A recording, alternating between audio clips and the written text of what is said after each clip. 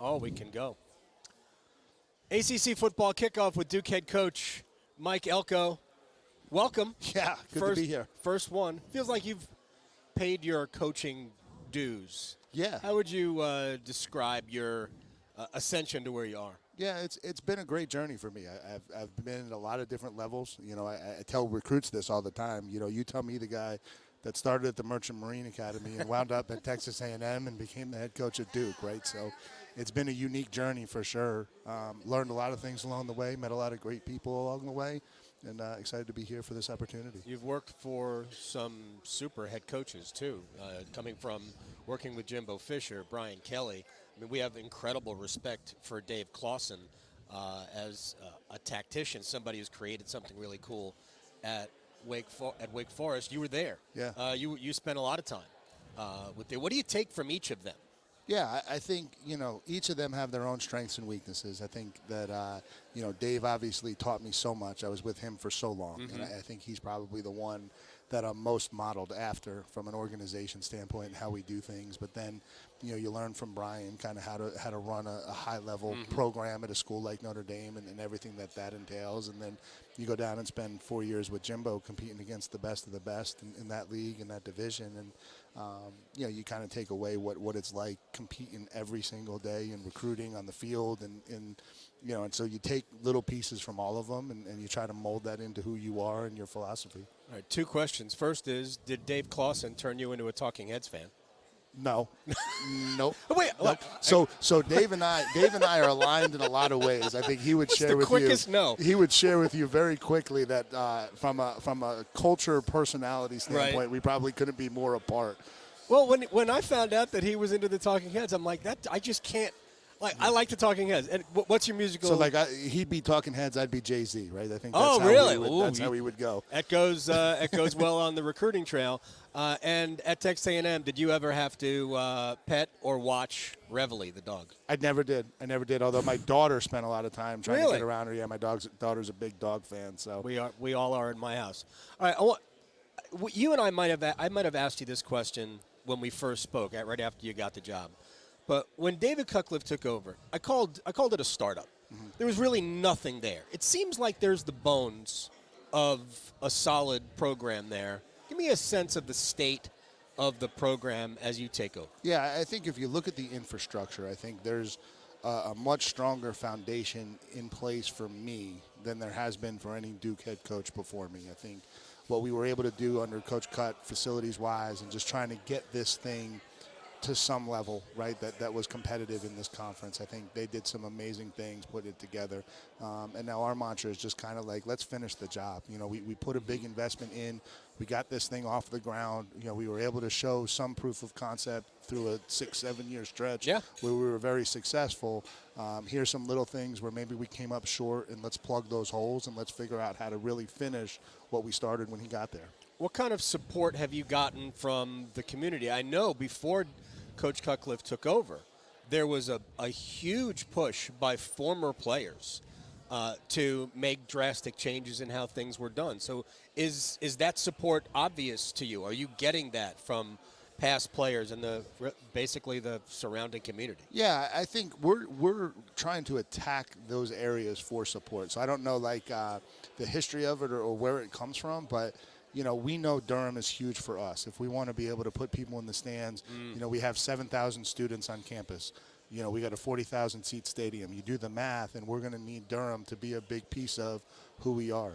Our former players are the soul of our program, right? They've put so much blood and sweat equity into Duke and have seen it through some lean years, some good years, have stuck around and been part of it. And so you'd love to unite them together as we try to build this thing forward. And so I think we've just gone out and attacked those two groups. And, you know, I think obviously they're supportive because we're making an effort to go out and be around them.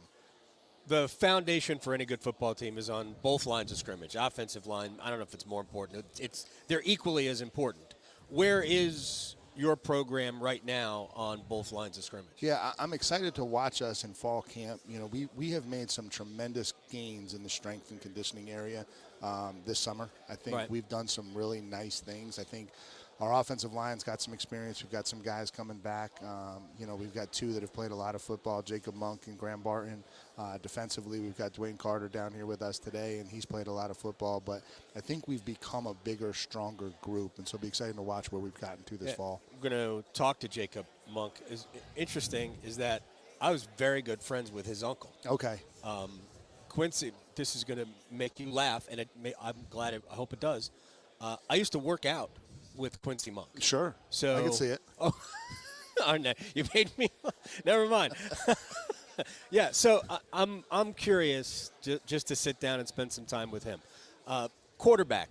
That has been. It's kind of the weird. Duke has had some really good quarterbacks of late. Daniel Jones in the NFL. Where is the quarterback position? Are you up in the air with choices? About a month and a half away from the season. We've got two young kids who have a lot of talent. Who I think got thrown into the fire in the spring, learning a new system, learning a new way that we wanted to play football. And so now I think, we've got to see some growth, and we've got to see some consistency in fall camp. And I think the guy that can provide the most consistency, is the guy that becomes the starter. I think Riley Leonard has shown signs that he can do it. I think Jordan Moore has shown signs that he can do it. But, we just got to get one of them to be a little bit more consistent player day in, day out. Can you see yourself using two quarterbacks? I think that's a possibility.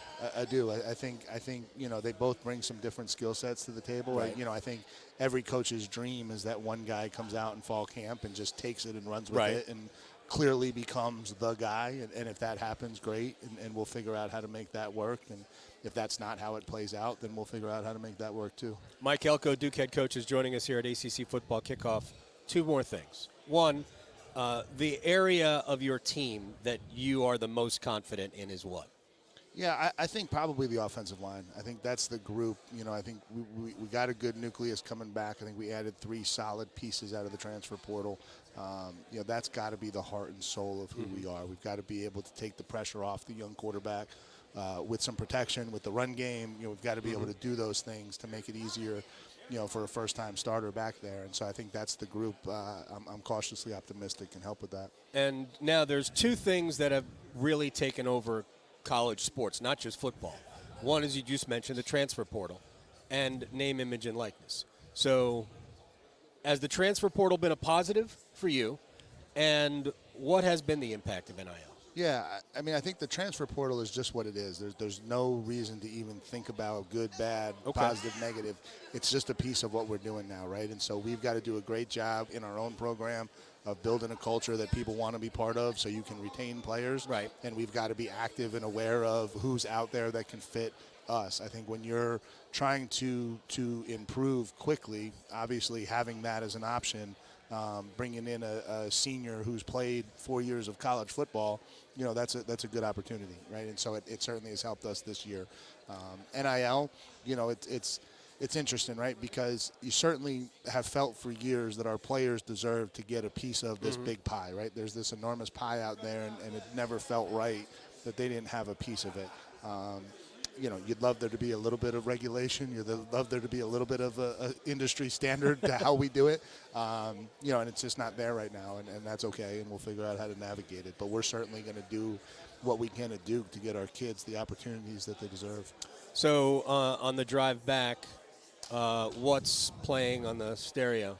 Or the kids wearing headphones and they're listening to what they want to listen to? So we do country as just kind of like the catch-all. Really? Yeah. So it's I got a lot of wide verse in music. So we can go country, we can go Broadway, we can go game day.